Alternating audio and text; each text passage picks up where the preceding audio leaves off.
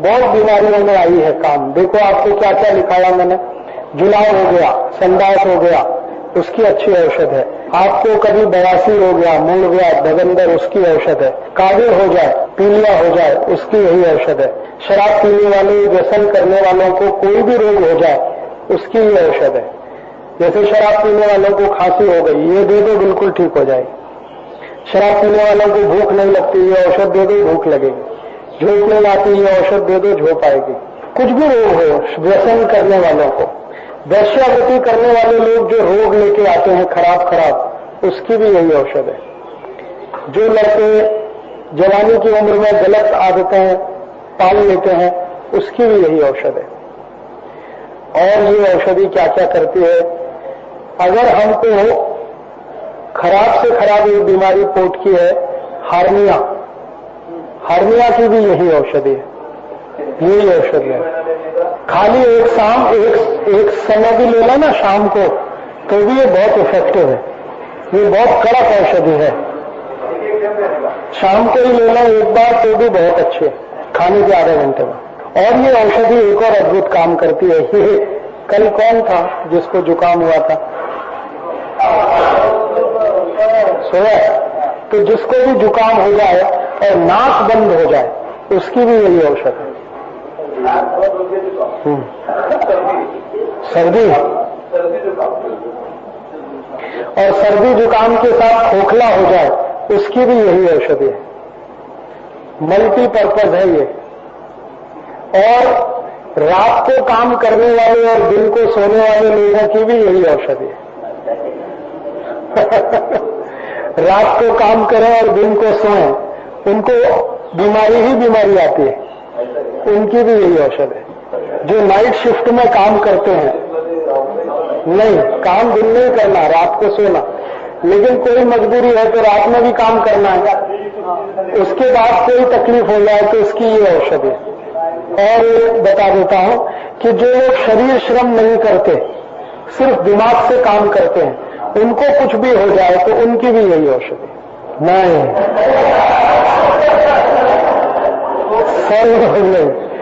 ये कम से कम 45 रोग ठीक करती है, लेकिन सभी नहीं ठीक करते। सब रोग तो बहुत है, 148 से ज्यादा है।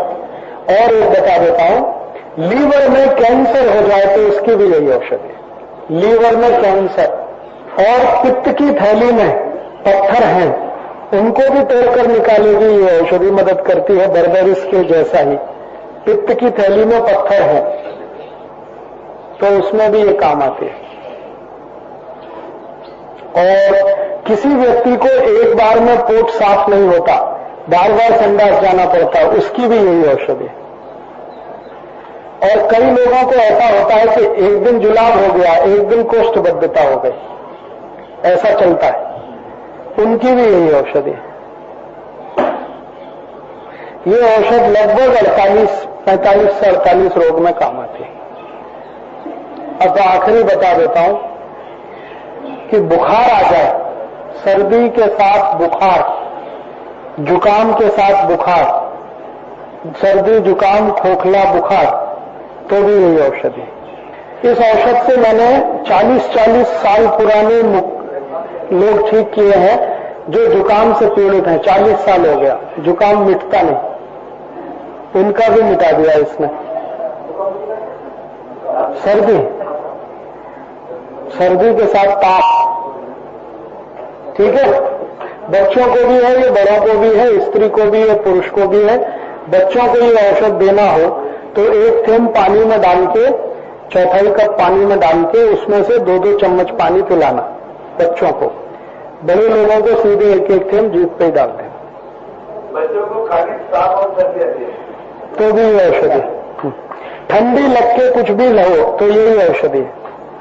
ठंडी कभी भी लग के कुछ भी आए, मलेरिया आता है, उसकी भी यही औषध है। ठंडी लग के कुछ भी हो, और ऐसे लोगों की ये सबसे अच्छी औषधि है जिनको गर्मी में भी ठंडी लगती है। अभी हमको मालूम है कि कड़क धूप है, तो कहेंगे यार बड़ी ठंड लग रही है, तो उसको ये औषधि दे दो, 2 मिनट में ठंड गायब कर देती।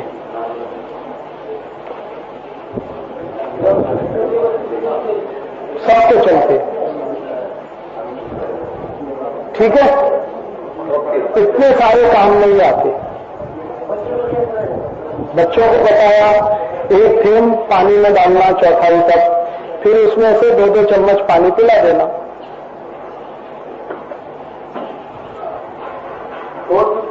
अब आगे चलते हैं। पेट दुखने की भी यही औषधि लिखी लो आप। किसी भी कारण से पेट दुखता है, खाना हजम नहीं होता, डाइजेशन नहीं होता, गैस बन रही है, गैस बनने की भी यही औषधि है। कोई भी कारण से पेट दुखता है 5 रुपए में 5 ml मिलती है, 5 ml में 100 लोगों का इलाज कर देते हैं। 5 रुपए में 100 लोग ठीक होते हैं, इतने सस्ते। इसको हम होम्योपैथी में रामबाण औषधि कहते हैं।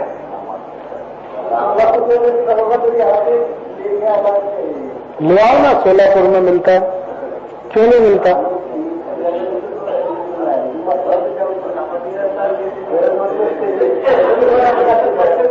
ठीक है, अब आगे चले।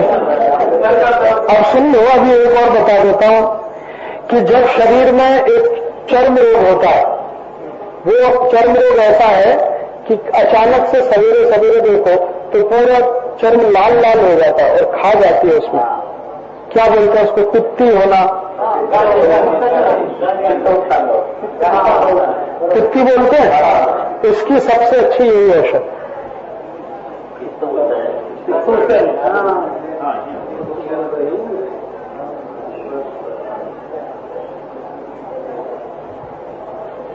जीप पे जाना कहीं भी नहीं है, जवान पे लेना है, कुछ भी हो जाए।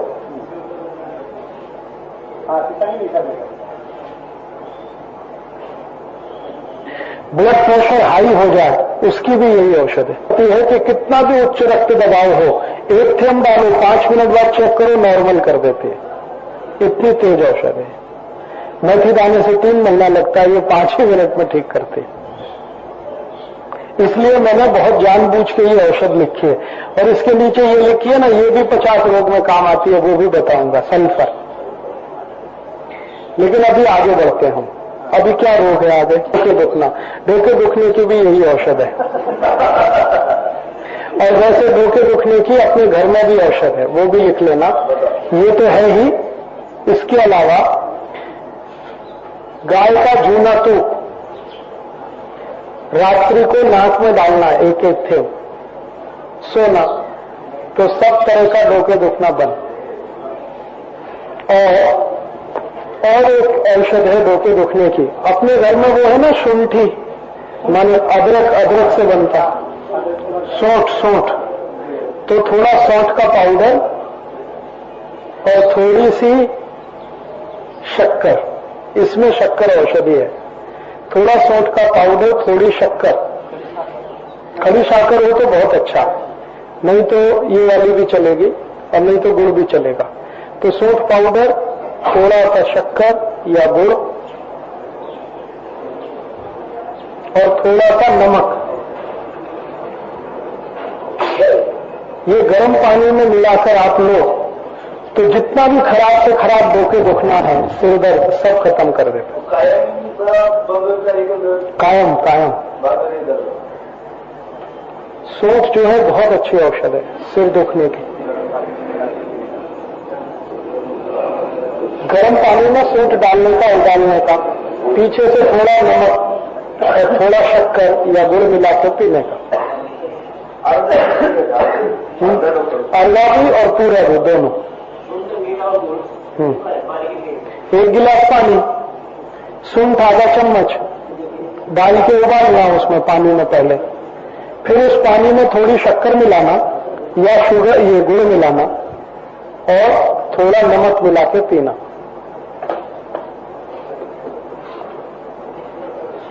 ये डोके दुखने का बहुत अच्छा इलाज है। और बाकी तो ये नक्सवामी का भी है।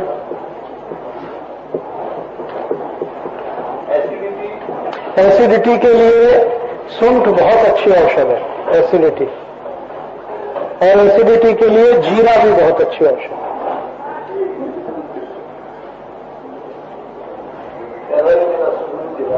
वैसे ही पानी में डाल के उबाल के अलग अलग, एक बार सूंठ एक बार जीरा, 2 बार।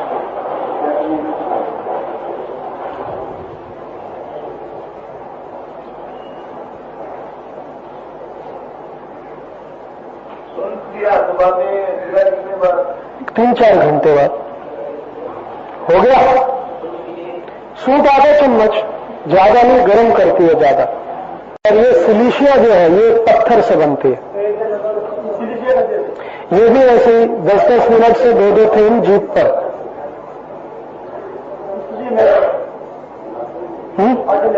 हाँ 5 ml लेना लिक्विड में। वैसे इसके बहुत चमत्कार है। अभी थोड़े दिन पहले आपने सुना प्रमोद महाजन को गोली मारी थी और गोली उसके पेट में फंसी हुई थी। सब डॉक्टर इलाज करके परेशान हुए, गोली नहीं निकली। लंदन से भी डॉक्टर आया तो भी गोली नहीं निकली और इन लोगों ने 15 दिन उसी में निकाल दिया।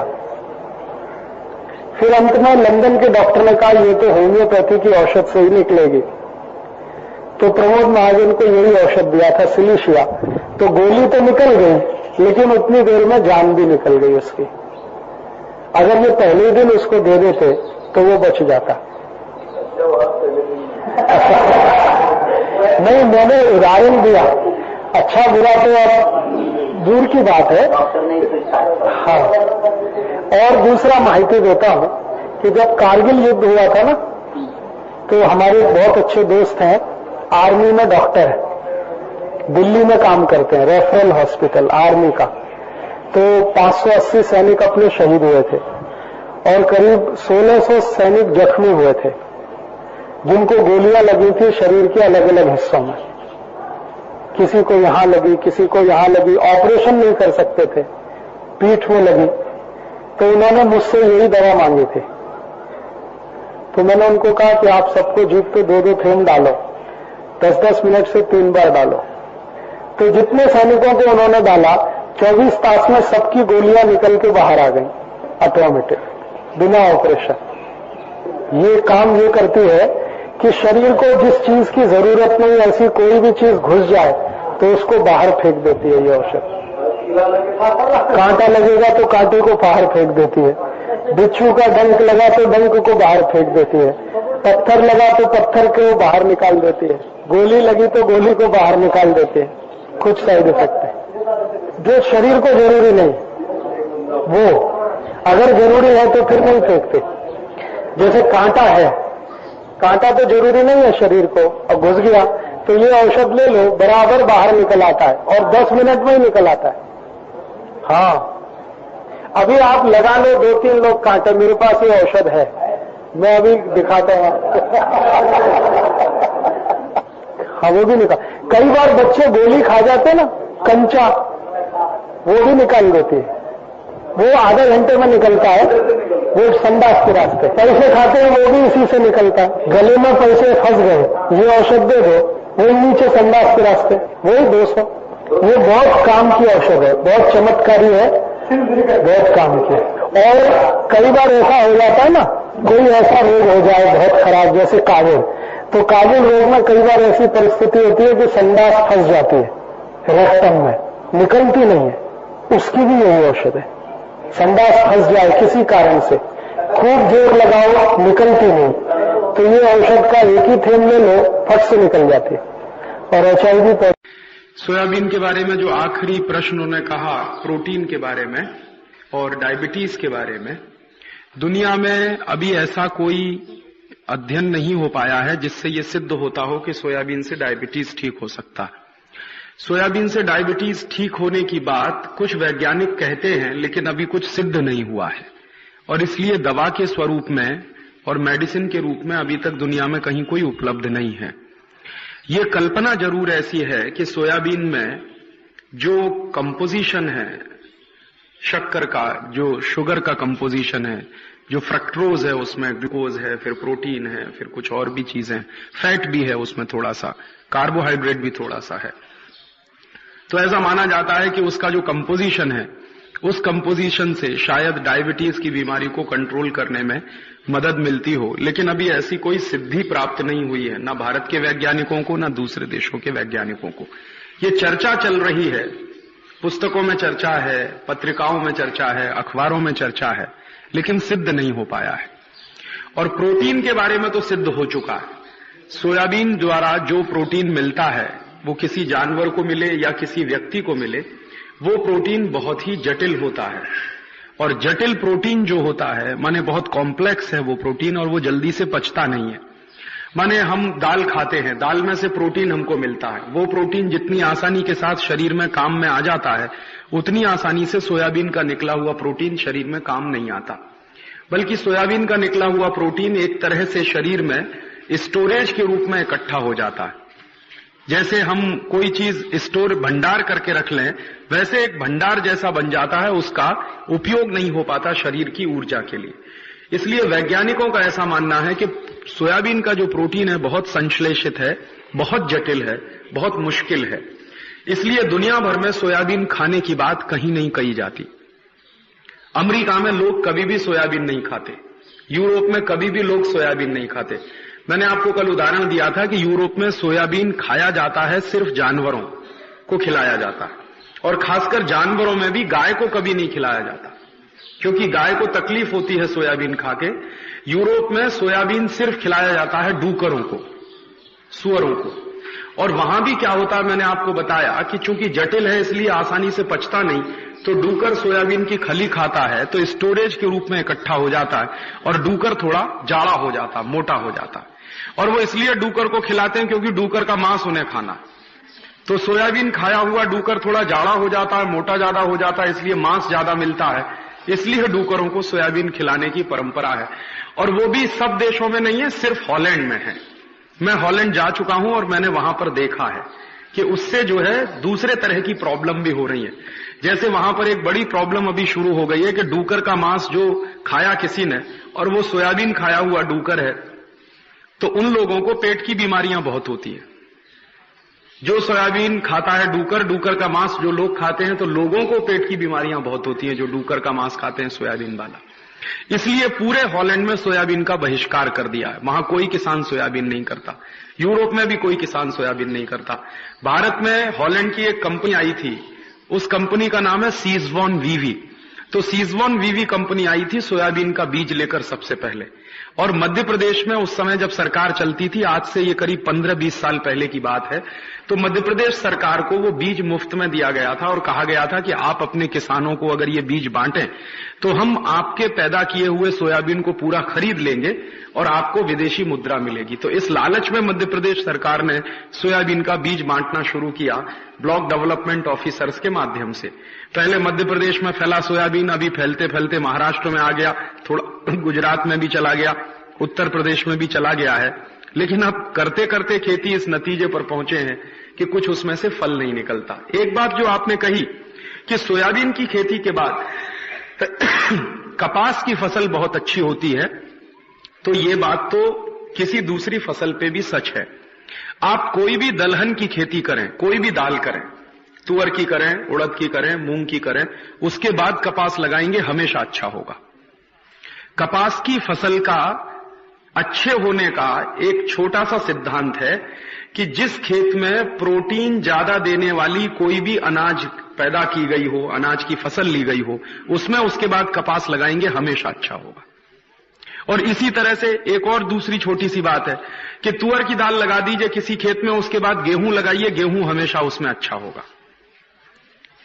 तो जो भी दाल है, दाल की फसल लेने के बाद अगर आप गेहूं लेंगे उसमें तो बहुत अच्छा होगा।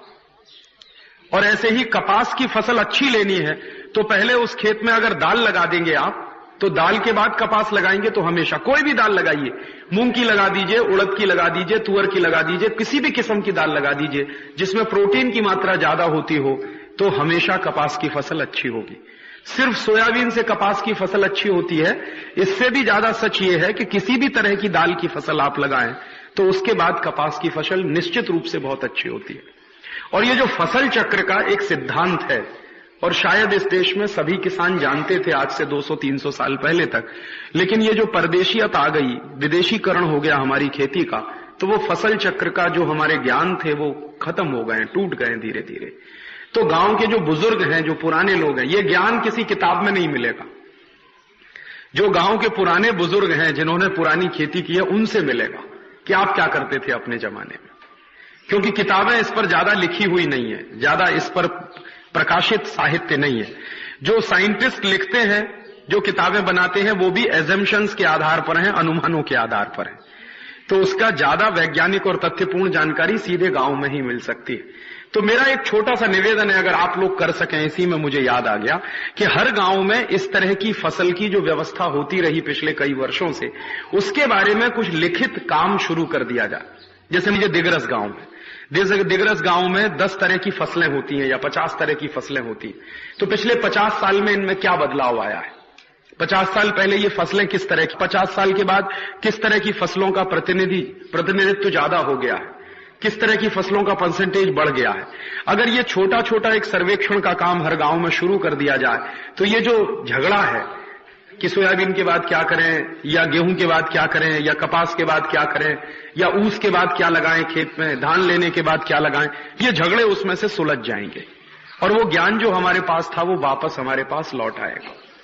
तो मुझे ऐसा लगता है कि हर गांव में जो नौजवान साथी हैं, जो थोड़े भी पढ़े लिखे हैं, वो इस तरह का काम शुरू कर सकते हैं।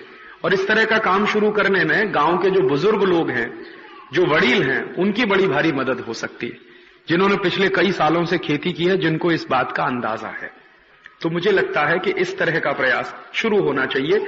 और कई बार किताबों में, खासकर पत्रिकाओं में, बहुत बार ऐसी माहिती आती है जो विदेशों से इंपोर्टेड होती है। सोयाबीन के बारे में जितनी माहिती भारत की पुस्तकों में छपती है, सब विदेशी माहिती है। क्योंकि सोयाबीन हमारी फसल कभी नहीं थी। ये हिंदुस्तान में 20-25 साल पहले कोई जानता भी नहीं था कि सोयाबीन क्या होता है। ये पूरी तरह से इंपोर्टेड फसल है और इंपोर्टेड कृषि का ये जो है पद्धति है सोयाबीन पैदा करने की। तो ये जो विदेशों से आने वाली जानकारी है, उसको सीधी तरह से कभी स्वीकार ना करें। क्योंकि जरूरी नहीं है विदेशों में कोई एक जानकारी सच हो, वो हमारे यहां भी सच हो। बिल्कुल जरूरी नहीं है। हो सकता है वहां बहुत गलत हो और आपके यहां सच हो जाए, हो सकता है वहां सच हो, आपके यहां गलत हो जाए। क्योंकि फसल चक्र जो होता है वो मौसम के हिसाब से बनता है और फसल की किसी भी स्थान पर उत्पादन की जो शक्ति होती है वो वहां की स्थानीय मिट्टी और जलवायु के आधार पर बहुत निर्भर करती है। तो हॉलैंड के लिए कोई बात एक सच हो सकती है, वो भारत के लिए सच नहीं होगी। हॉलैंड का मौसम एक तरह का है, भारत का मौसम दूसरी तरह का। तो सोयाबीन हॉलैंड के लिए बहुत अच्छी फसल मानी जा सकती है, भारत के लिए जरूरी नहीं है कि बहुत अच्छी फसल होगी। इसलिए परदेशों से कोई जानकारी आ गई है और उसको हम सत्य मान के काम करना शुरू करेंगे तो कई बार धोखा उसमें ज्यादा होता है। उसको अपने विवेक से परखें और अपनी बुद्धि से उसका टेस्ट करें और उसके बाद उसको समझने की कोशिश करें और तब उसको फॉलो करें। तो क्या हाल है? मैं एक दिन देंगे तो 4-5 हफ्ते देना पड़ेगा। हाँ, कि सबसे अच्छी औषध है लवंग। लवंग को घिसिए पानी के साथ और वो जो उसका घिसने के बाद चटनी जैसा बनेगा वो दांत पे लगाइए। हाँ, नहीं तो लवंग का तेल आता है, बाजार से ले लीजिए, उसको रूह में भर के दांत पे रख लीजिए। हाँ, टॉन्सिल होना ये बच्चों को ज्यादा होता है, बड़ों को कम। इसकी सबसे अच्छी औषध है हड़क। टॉन्सिल, हड़क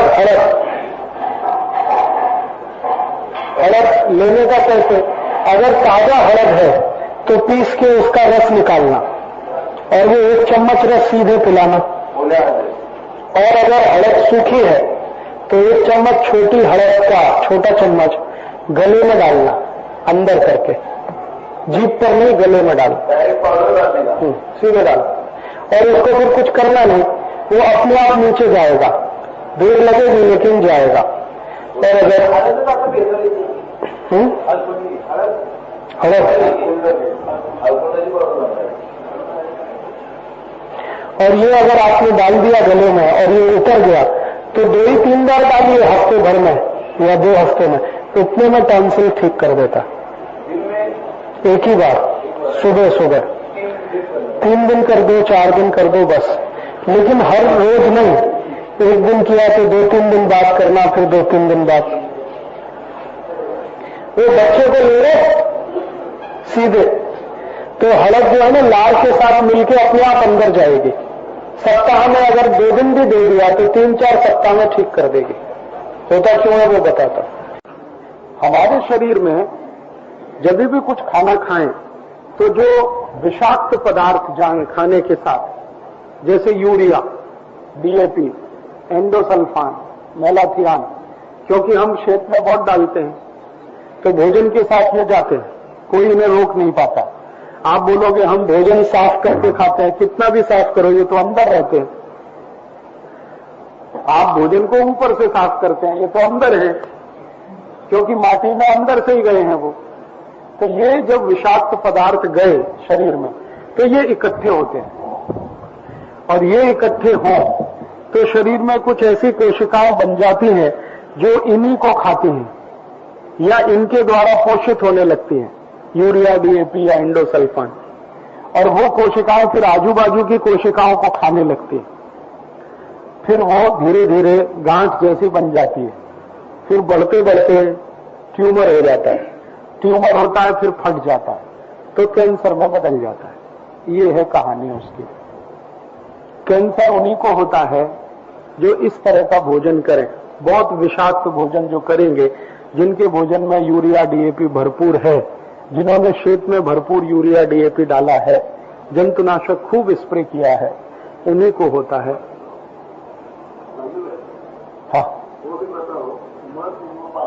हाँ, मैं उसी पे जा रहा हूं अभी।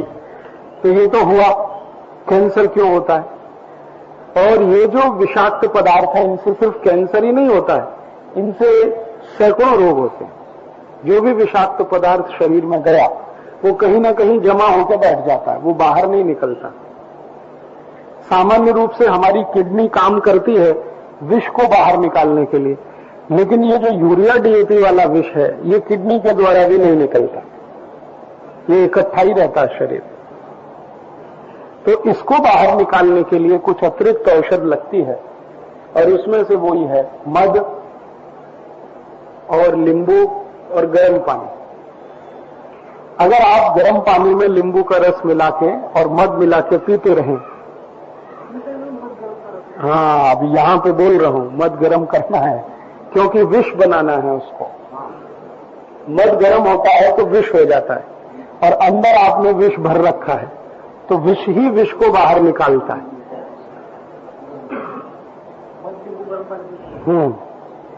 मध, नींबू, गर्म पानी डाला और सवेरे सवेरे उसको पीना।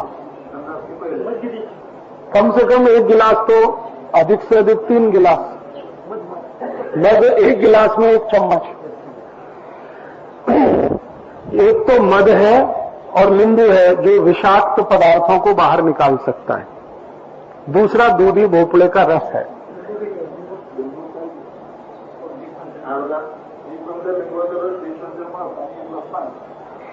अब आपके पास एक और दूसरी चीज है जो विषाक्त पदार्थों को बाहर निकाल सकता है, वो है दूधी भोपड़े का रस। ये 2 ही चीजें दुनिया में हैं, नींबू का रस और मध, और दूधी भोपड़े का रस। यही बाहर अंदर जो भी विष है निकालने की इसमें ताकत है, बाकी कोई चीज में नहीं। कम से कम 4-5 महीने करिए, अंदर से पूरी सफाई करिए ठीक से। और इसको नियमित रूप से, अगर आप जानते हैं कि आप भोजन कर रहे हैं उसमें यूरिया है, डीएपी है, तो इसको नियमित रूप से चालू रखिए। फिर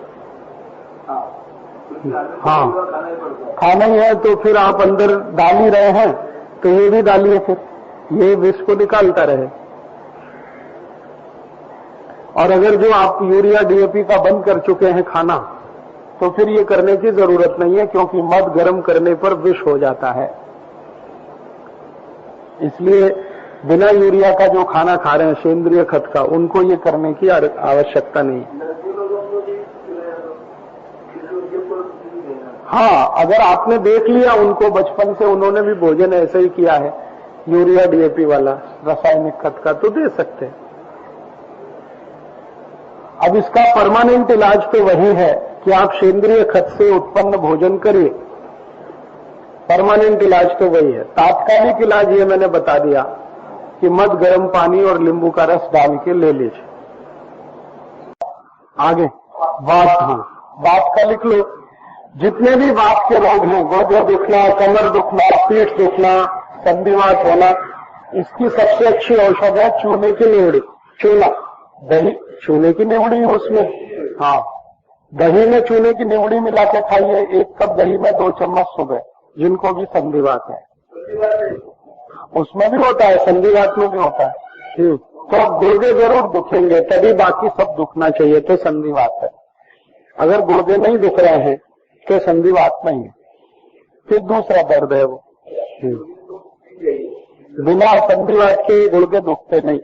सबसे पहले संधिवात में ये टांच दुखेगी या गुर्दे दुखेंगे, और ये चूने की नीवड़ी से बहुत अच्छा ठीक होता है, क्योंकि कैल्शियम पूर्ति होती है तो दुखना बंद हो जाता है। वो भी ऐसे कैल्शियम पूर्ति करो, मन का ठीक होगा, वो भी ठीक होगा। उनके लिए भी यही औषध है। हाँ, रोज देने का 2-3 महीने, इसमें कुछ बुराई नहीं है, साइड इफेक्ट नहीं। 3 महीने का 4 महीने भी हो तो भी चलेगा। आधे घंटे बाद या तो भोजन के, या आधे घंटे पहले नहीं, उनका मत करिए। गुर्दे दुख रहे हैं तो ये, और एक दूसरी औषध भी है, रात को गाय का दूध और तूप। कई बार गुर्दे इसलिए दुखते हैं कि हमारे शरीर में लुब्रिकेशन कम हो जाता है। जैसे मशीन है ना, उसमें ऑयल रहता है, ऐसे शरीर में भी ऑयल रहता है। मशीन में ऑयल बराबर है तो मशीन बराबर चलती है, शरीर में ऑयल बराबर है तो शरीर चलता है। अगर ये कम हो गया तो फिर गुर्दे दुखते हैं। तो वो ऑयल बनाने के लिए गाय का तूप ही है जो वो ऑयल बनाता है। दूध में मिला के गाय का तूप रात को देना, थोड़ी हड़द भी देना, हड़द से भी बहुत पूर्ति होती है। तो अगर ऑयल की कमी है तो दूध, तूप और हड़द से ठीक हो जाएगा। कैल्शियम की कमी है तो चूने की नीवड़ी और दही से ठीक हो जाएगा। और ये दोनों ले सकते हैं एक साथ में, रात को हड़द, दूध, तूप और सवेरे नीवड़ी, चूने की और दही। तो फिर वो पता करना पड़ेगा कारण क्या है, फिर उसके हिसाब से खोजना पड़ेगा। जो कंफर्म है उतना ही करवा, क्योंकि उसमें क्या है कि बहुत इंक्वायरी लगेगी। वो इंक्वायरी है, पता नहीं वो दर्द मसल्स का है या बोन्स का है, और पता नहीं वो कैसे आया है, ज्यादा काम करने से आया या कभी कोई और तकलीफ हुई थी क्या। मलेरिया ज्यादा दिन हो जाए तो भी ऐसे ही कमर दर्द आ जाता है, ज्यादा दिन बिस्तर पे रहे किसी बीमारी से तो कभी न कभी ये दर्द आए।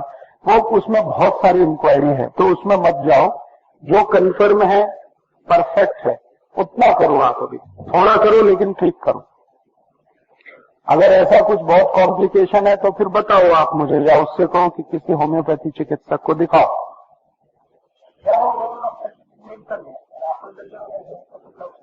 कोई दिक्कत नहीं है, ये ज्यादातर औषध साइड इफेक्ट नहीं करती, नाजा को छोड़कर।